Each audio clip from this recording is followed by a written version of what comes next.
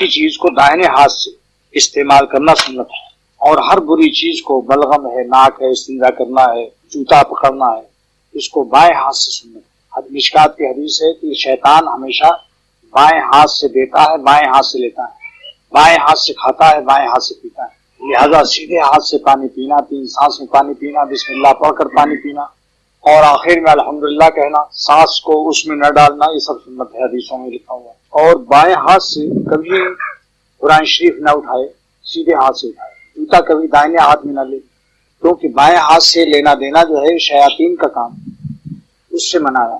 مجھے یاد ہے کہ حضرت شاہ عبدالغنی صاحب رحمۃ اللہ علیہ نے مجھے کچھ پیسہ دیا تو میں نے بائیں ہاتھ بڑھا دیا، تو حضرت نے یہاں تک لا کے ہاتھ کھینچ لیا، اور سیدھا ہاتھ بڑھاؤ، یہ ہے تربیت، فوراً پھر سیدھا ہاتھ بڑھائے۔ تو کوئی نعمت لینی ہو سیدھے ہاتھ میں لے، یہ اس نعمت کا اکرام ہے کہ اچھی ہاتھ میں لے، اللہ کی نعمت کا اکرام بھی ہے۔ جس ہاتھ سے استنجا کرتے ہو پیشاب خانہ، اس ہاتھ سے اللہ کی نعمتوں کو، یہ اللہ کی نعمت کی ناشکری ہے، اس بھی داہنی ہاتھ سے زیادہ پڑھنا چاہیے، لیکن کوئی تصویر ہاتھ میں نہ ہو تو بائیں ہاتھ سے پڑھ سکتے۔